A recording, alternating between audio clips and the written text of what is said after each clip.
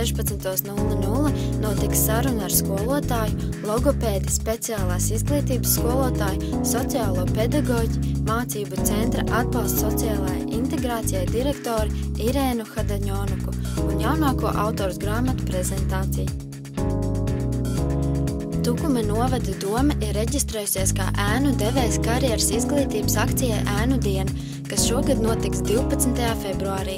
Ēnu dienā Tukuma novada domē jauniešiem būs iespēja ēnot domas deputātus un darbiniekus, būt klāt komiteju sēdēs, sanāksmēs un uzzināt par pašvaldības ikdienas darbu. Lai pieteiktos Ēnu dienas vakancēm skolēniem līdz 30. janvārim, jāreģistrējas www.ēnudiena.lv.